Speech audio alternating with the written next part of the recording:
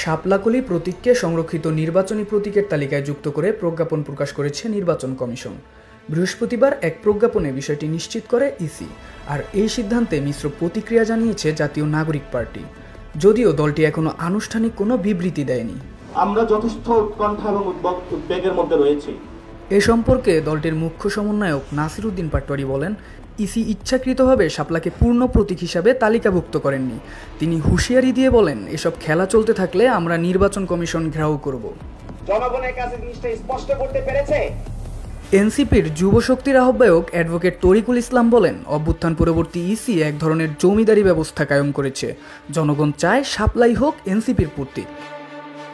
অন্যদিকে যুগ্ম আহ্বায়ক খালেদ সাইফুল্লাহ তার ফেসবুক পোস্টে বলেন, কেন শাপলা প্রতীককে তালিকাভুক্ত করা গেল না?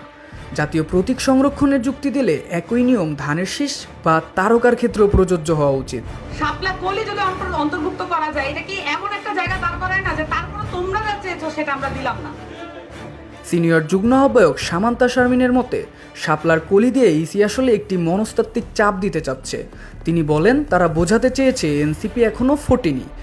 এমন মনোভাবের কমিশন দিয়ে সুষ্ঠু নির্বাচন সম্ভব নয়। তোমরা এখনো বাচ্চা। এই যে একটা ন্যারেটিভ দাঁড় করানো হলো, এই ন্যারেটিভটা কার? শাপলা কলি প্রতীকে অন্তর্ভুক্ত হলেও এনসিপি দাবি করছে শাপলাকেই চাই, আর তাতেই নতুন করে উত্তাপ ছড়িয়েছে নির্বাচনী অঙ্গনে।